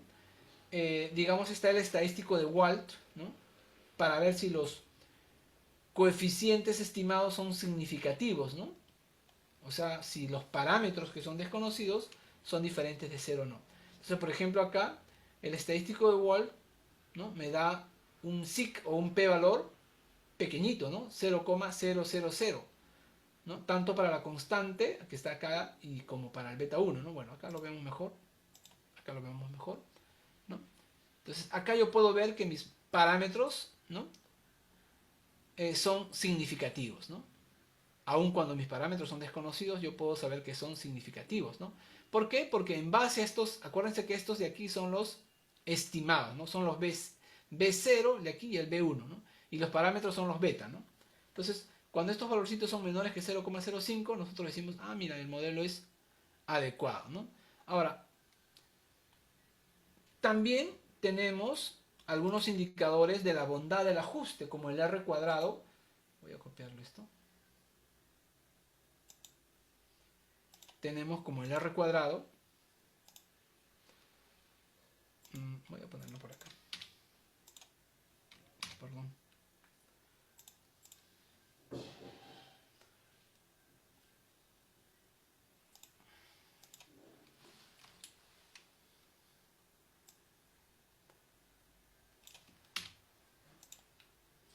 Estos son llamados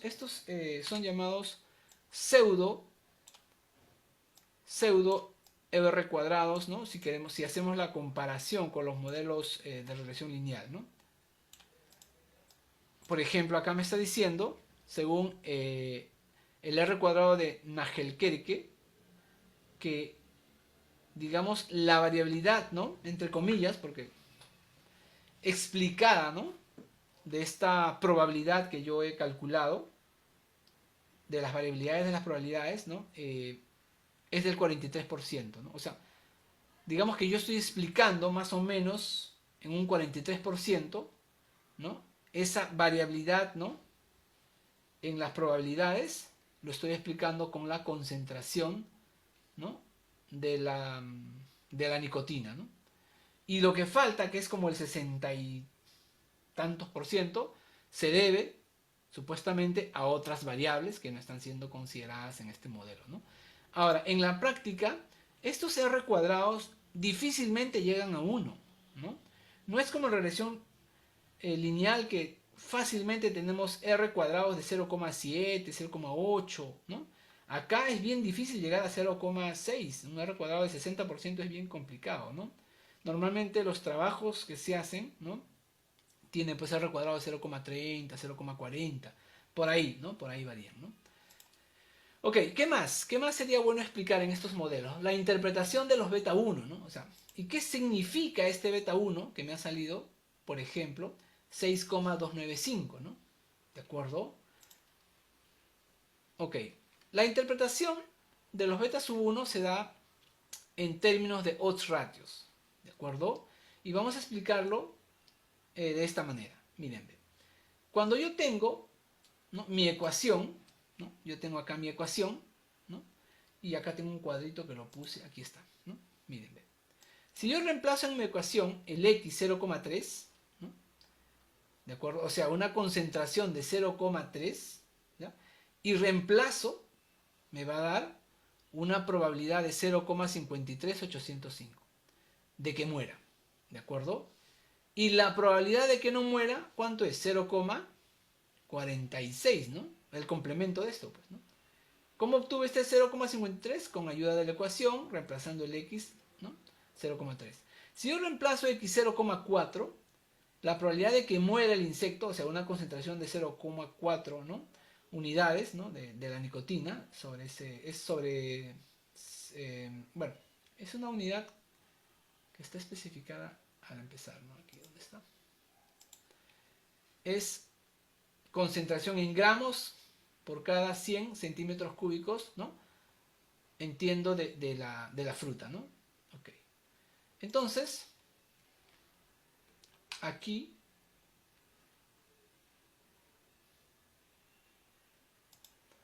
¿dónde está el cuadrito? Ya lo perdí. Acá está. Ok. Miren.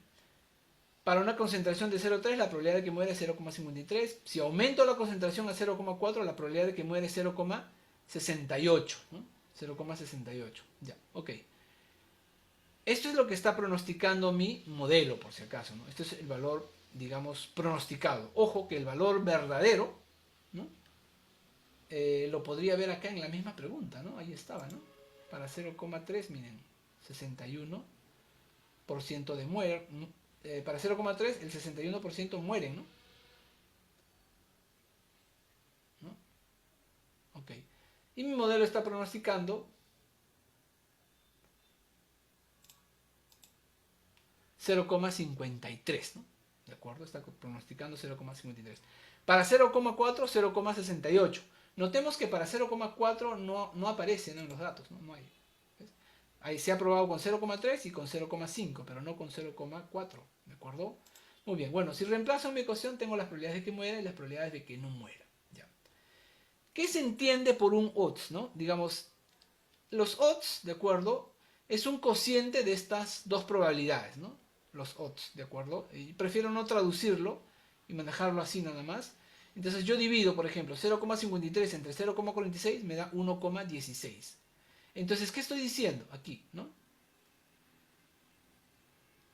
Cuando la concentración es de 0,3, ¿no? Hay ligeramente un poco más de probabilidad de que muera, de que no muera. ¿Y cómo me doy cuenta de eso? Porque veo acá el 1,1, ¿no? O sea, hay 1, si quiero redondearlo a 1,2, ¿no? Hay 1,2 más, ¿no? Digamos, es más probable, ¿no? Que muera en una razón de 1,2. En cambio, cuando yo aumento a 0,4, miren, este odds se duplica, ¿no? O sea, este 0,68 es el doble de 0,31, ¿no? Cuando yo divido estos cocientes. Entonces, ¿no? Es 2 veces más probable que muera de que no muera. Y acá es 1,16 veces más probable que muera de que no muera. Ok, estos son los odds, ¿no? Y los odds ratio es el cociente, ¿no? Es el cociente entre estos dos valores. Y me da 1,87, ¿no? Entonces, este es un cociente de odds, ¿no? Y es llamado odds ratio, ¿de acuerdo? Y esto me está diciendo, ¿no? Cómo aumenta, cómo crece, ¿de acuerdo? Cómo se incrementa la probabilidad, ¿no? De que el insecto muera cuando yo, digamos, aumento la concentración en una décima, ¿no? Porque va de 0,3 a 0,4, mira. ¿En cuánto está aumentando? En 1,87. ¿De acuerdo? Y este 1,87, ¿de acuerdo? Este 1,87 es justamente el E elevado a la 6295 multiplicado por 0,1. Este 0,1 tiene que ver con el incremento de la variable, ¿no? En una décima, ¿no? Entonces, ¿cómo interpreto? ¿No? ¿Cómo interpreto el beta 1? En realidad el beta 1 no se puede interpretar porque no es lineal, pero sí se puede interpretar el E, que es la base de los logaritmos naturales neperianos, elevado a la beta 1, que me da 1,87. Que me está diciendo, por cada décima de gramo, ¿no? de aumento en la concentración de nicotina, la probabilidad de muerte de la mosca aumenta en un factor de 1,877. O sea, cada vez que, ¿no? aumentemos, ¿no? una décima, la probabilidad, ¿no? de muerte se va a multiplicar por este factor, ¿no? Entonces, eso es la interpretación del beta 1, ¿no? Ahora, si yo lo quiero interpretar simplemente como E a la, ¿no? a la beta 1, me va a dar un muy grande y bueno, sería una unidad, ¿no? Una unidad, o sea, cuando yo aumente mi concentración, pero eso es un poco irreal, ¿no? O sea, que aumente en una unidad, ¿no? ¿De acuerdo? O sea, en un gramo, ¿no? Y acá vemos que, pues, no, estamos hablando de décimas de gramo nada más que aumenta. Por eso la interpretación más adecuada sería solamente cuando consideramos 0,1 gramo, ¿de acuerdo? Y esto es lo que se ha estimado, ¿no? Probabilidad de que muera cuando la concentración es 0,3 es este valor y que no muera es 0,68. Y eso es justamente lo que les presentaba aquí, ¿no? Bueno, no lo puedo, está por aquí, ¿dónde está? ¿No? Los odds, ¿no? Dice, se definen como la probabilidad de que ocurra el evento dividida entre la probabilidad de que no ocurra, ¿no? Entonces, es la probabilidad de que y sea igual a 1 entre y igual a 0, ¿no? Eso es un odds, ¿no? ¿De acuerdo? Y luego están los odds ratios, los cocientes de posibilidades, ¿no? ¿De acuerdo? Es un odds entre otro odds, o sea, como el de aquí, ¿no? Todo esto es un odds. Entonces, simplemente voy a dividir, ¿no?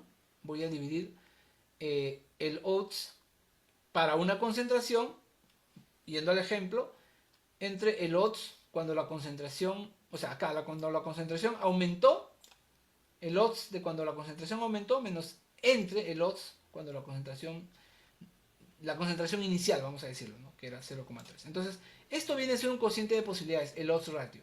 Y justamente los modelos de regresión logística me dan directamente estos valores, los odds ratio, ¿no? que me van a permitir, ¿no? estimar ese cambio, ¿no? ¿Qué pasa con la variable dependiente cuando la variable independiente aumenta, por ejemplo, en una unidad, ¿no? Aquí tenemos un ejemplito, ¿de acuerdo? Este de aquí, ¿Dónde está? Miren, dice. Ejemplo 2. Conocer los factores de riesgo más significativos que influyen en la presencia de la enfermedad angina de pecho en el servicio de cardiología del consultorio externo del Centro Asistencial Juan José Rodríguez Lazo, Chorrillos, durante el año 2001. Bueno, esta es una base de datos obtenida de un tesista de la San Marcos, ¿ya? Entonces, por ejemplo, aquí, ¿no?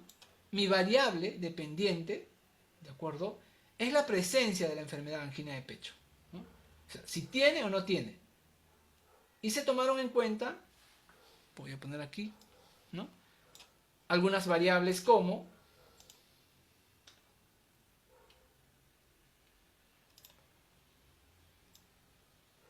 la edad, ¿no?, el sexo del paciente, en los valores del colesterol que están en miligramos sobre decilitro, los triglicéridos que están sobre miligramos sobre decilitros, la hipertensión, pero esta hipertensión como 0 y 1, ¿no?, donde 0 es no presenta y 1 es sí presenta, ¿no?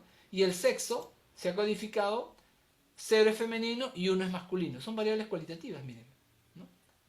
El sexo es cualitativo. Acá la hipertensión también está como cualitativo, porque está como presenta o no presenta, ¿no?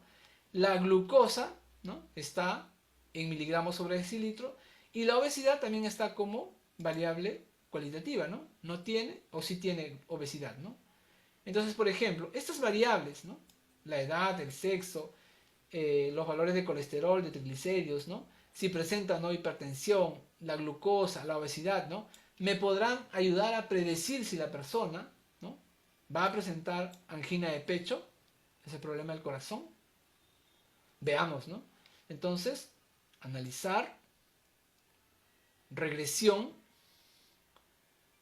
logística binaria, porque la variable dependiente solamente tiene 2 niveles. ¿Presenta o no presenta la enfermedad?, ¿no? Ingresamos, voy a restablecer esto de acá, ingresamos la variable dependiente, en este caso es la angina de pecho, ingreso mis variables independientes. No hay ningún problema, ¿no?, que sean cuantitativas o cualitativas. Ingreso todas estas de acá. Listo, ya ingresé todas las variables, ¿no? Ok, ¿qué más? Cuando las variables cualitativas se ingresan y tienen varios niveles, ¿ya?, vamos a suponer que yo hubiera ingresado, en vez de obesidad, hubiera ingresado el IMC en categorías, ¿ya? O sea, peso normal, o bajo peso, peso normal, sobrepeso y obesidad, en 4 categorías, ¿no? Ahí sí tengo que declararla como categórica y ponerle sus valores, ¿ya? Pero como aquí la obesidad está como sí, ¿no?, y la hipertensión también está como sí, ¿no?, y el sexo tiene 2 valores, no hay ningún problema. Se puede trabajar directamente sin tener que hacer mayor tratamiento a las variables. Ahora, algunas de estas variables podrían no ser significativas, ¿no?, o tener un problema de multicolinealidad, ¿no? O sea, multicolinealidad es cuando las variables independientes están relacionadas entre ellas, ¿no? Y entonces no conviene tener variables independientes que estén relacionadas entre ellas.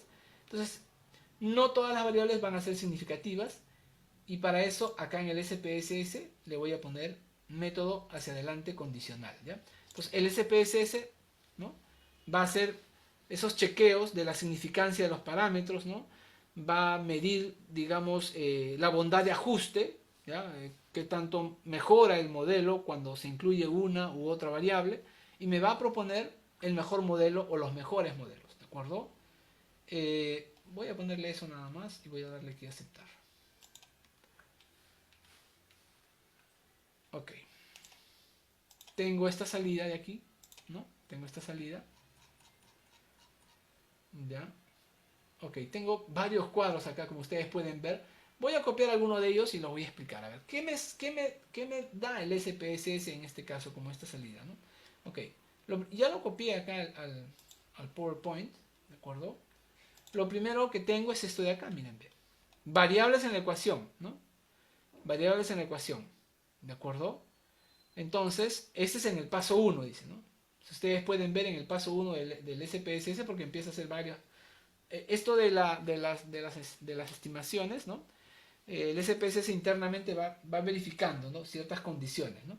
Por ejemplo, acá el sexo no es significativo, miren, porque el p-valor es mayor a 0,05, ¿no? Tampoco la glucosa y así, ¿no? Entonces, al final, después de varios, ¿no?, me da el paso 4, me da supuestamente el último modelo. Sí, acá está. Variables en la ecuación, miren aquí.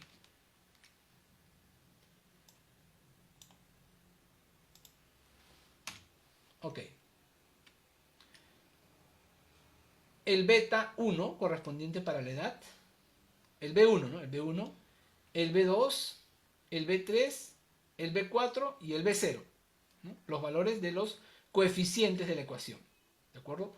Tenemos 1, 2, 3, 4. O sea, solamente hay 4 variables, ¿no? 4 variables. El resto se han descartado. ¿De acuerdo? Entonces, por ejemplo, no veo acá la obesidad, ¿no? Veo sí a colesterol, triglicéridos, hipertensión, ¿no? Ahora veamos la significancia, ¿no? La edad es significativo, colesterol también, triglicéridos también, la hipertensión también. Entonces, por ejemplo, este modelo, ¿no? En el último paso, incluye 4 variables y todas son significativas, ¿no? La prueba es la prueba de Wald para ver la significancia. ¿De acuerdo? Aquí están los valores de los coeficientes. Aquí tengo el intervalo de confianza y acá tengo el odds ratio. El exponencial de B, ese es el odds ratio, ¿no? Entonces yo directamente puedo empezar, ¿no? Luego de validar mi modelo, empezar a interpretar, ¿no? Por ejemplo, el odds ratio, a ver, el más significativo, miren, 10, ¿no? 10, ¿no? Para hipertensión, miren, 10. ¿Se dan cuenta que acá todos los betas son positivos? Todos son positivos. Bueno, este no, porque este es constante, pero todos los B son positivos. ¿Qué significa que sean positivos? ¿Se acuerdan que les dije? ¿No? Que es positivo significa que la curva tiene esta forma. Cuando es negativo, el beta, la curva tiene esta forma. Para cada caso, los betas son positivos. ¿Qué significa? Que cuando esas variables aumentan, la probabilidad, en este caso, de presentar angina de pecho, también va a aumentar. ¿Sí o no? ¿De acuerdo? Entonces, todos son positivos. Entonces, ¿qué me está diciendo? La edad aumenta, el colesterol aumenta, el triglicéridos aumenta, la hipertensión aumenta. Entonces, en cada caso que aumente la edad o solamente el colesterol o solamente el triglicérido, la probabilidad de sufrir angina de pecho va a aumentar. ¿Y en cuánto va a aumentar? Miren, hipertensión, 10,982. Si se acuerdan, ¿no? Esta hipertensión está como una variable nominal. 0 es no presenta y 1 es presenta. Entonces, ¿qué me está diciendo? ¿No? ¿Qué me está diciendo este valor de 10? ¿No? Si es el odds ratio, ¿no? Entonces me está diciendo, cuando pasamos de 0 a 1, o sea, cuando aumentamos en una unidad, ¿no? O sea, cuando pasamos de una persona que no tiene hipertensión a una persona que tiene hipertensión, digamos que la probabilidad, ¿no? De que la persona presente la enfermedad se multiplica por 10. Casi por 11, ¿no? Por 11. ¿De acuerdo? Entonces es como yo puedo decir también, ¿no? Es 10 veces más probable, ¿no? Que una persona con hipertensión presente angina de pecho que una que no tiene hipertensión. Siempre y cuando las otras se mantengan constantes. O sea, yo puedo hablar de dos personas que tengan la misma edad, los mismos valores de colesterol, los mismos valores de triglicéridos. Ya, esas dos personas que tienen estas tres características iguales. Edad, colesterol y triglicéridos iguales. Pero una tiene hipertensión. De la que tiene hipertensión es 10 veces más probable de que presente angina de pecho. Ahora, esto de acá es 1,03, 1,01. Entonces yo puedo decir, mira, ¿sabes qué? Por cada miligramo que aumente tu colesterol, la probabilidad se va a incrementar o se va a multiplicar la probabilidad de que presentes angina de pecho en 1,03. Ahora, es por 1 miligramo, ¿no? Pero de repente yo estoy interesado, oye, ¿qué pasa si aumenta 10 miligramos, ¿no? Entonces, simplemente haría esto, ¿no? Así.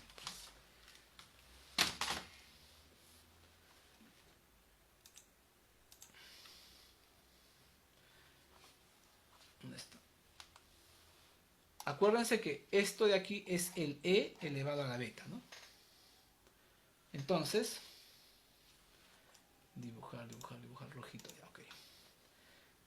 Yo podría hacer, por ejemplo, para el colesterol, ¿ya? Si lo hago así, voy a tener el de acá, ¿no? 1,035. Ya, pero eso ya está calculado, pues esto ya no quiero ya. A ver, que aumente 10 miligramos, ¿no? ¿Qué pasa si aumenta 10?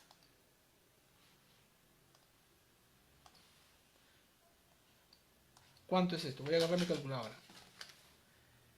Sería E elevado a la... Si multiplico por 10 sería 0,34, ¿no? Me da 1,40. ¿Ya? 1,40. O sea, si aumenta en 10 miligramos, la probabilidad de presentar angina de pecho es de 1, se multiplica por 1,40. ¿De acuerdo? Y estos de acá son los intervalos de confianza, ¿no? También se utilizan o se prueban, se usan, dice, si el 1 pertenece al intervalo, ¿no? No es significativo. Pero si el 1 no pertenece, significa que es significativo. Y acá todos son mayores a 1, miren. Todos son mayores a 1, ¿no? Entonces, esto me está diciendo que puntualmente yo he estimado que, ¿no? Es 10 veces más probable, ¿no? Para la hipertensión. Pero podría ser simplemente de 3,6 o inclusive hasta 33, ¿no? Ya esto es una estimación con un 95% de seguridad, ¿no? O sea, desde 4, redondeando, hasta 33, ¿no? O sea, se puede multiplicar por 4 o hasta multiplicarse por 33, ¿no? La probabilidad, ¿no? Digamos así, o sea, es mucho más, ¿no? Probable que se presente angina de pecho en este caso. Y acá también, ¿no? Y en caso de la edad, miren, 1,091, ¿no? Imagínense si la edad es de 20 años, ¿no? 20 años. Oye, ¿en cuánto aumenta mi probabilidad? Ya, 20 años. Ya, elévalo por 0,087. Ya, ¿cuánto es? Pongo acá estoy con mi calculadora. ¿Dónde está el E elevado a la 20 que multiplica a 0,087? ¿Cuánto es esto? Me da 5,69, ¿no? 5,69. Miren, ¿en cuánto se va a incrementar tu riesgo? Algunos le llaman de riesgo, ¿no? ¿En cuánto se va a incrementar el riesgo de que tú presentes, ¿no? O sea, si tú comparas una persona, vamos a suponer una persona de 50 años con una persona de 70 años, ¿no? Esta persona de 70 años tiene el riesgo, se va a incrementar en casi 6 veces, ¿no? Comparado a uno que tenga 50 de presentar angina de pecho. Muy bien, ahora, en este caso, en este modelo, por ejemplo, ¿cuánto salió el R cuadrado? ¿No? Bueno, no lo copié. Está en el SPSS. El R cuadrado, o sea, digamos la bondad del modelo, ¿no? La bondad del modelo es de 68%. Es un valor bastante alto, ¿no? 68%, ¿no? O sea, se ha conseguido un buen ajuste, ¿no? Además, también presenta un cuadrito donde uno puede ver qué tan bueno es el modelo haciendo sus pronósticos, ¿no? Aquí en el último paso se ven los pronósticos, ¿no? O sea, miren, acá se ha pronosticado. Se pronosticó que 70 pacientes no presentaban angina de pecho, y realmente esas personas no presentan angina de pecho. O sea, esto es un verdadero negativo, creo que le llamamos, ¿no? ¿De acuerdo? Y aquí el modelo pronosticó, ¿no?, que 55 personas, ¿no?, presentaban angina de pecho, y de verdad presentaban angina de pecho, ¿no? Y acá es donde se equivoca el modelo, ¿no?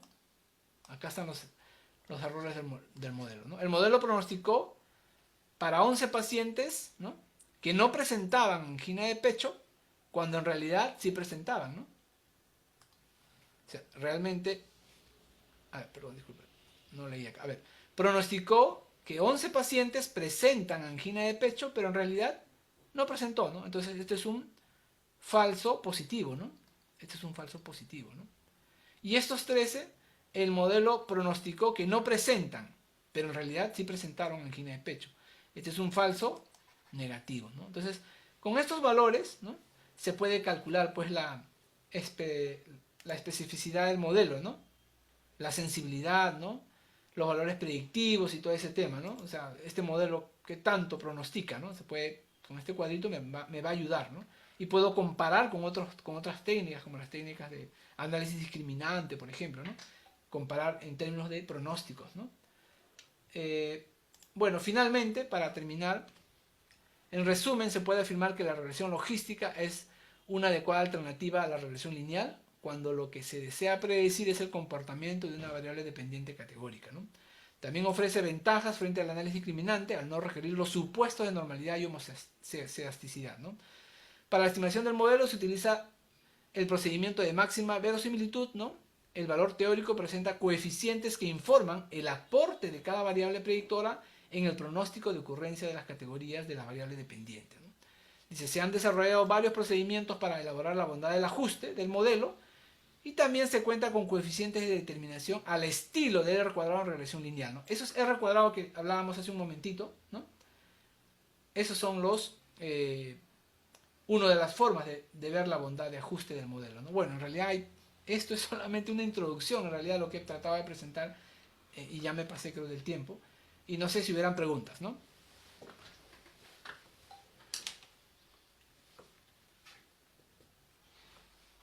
Por favor, si hubiera preguntas a través del chat, por favor.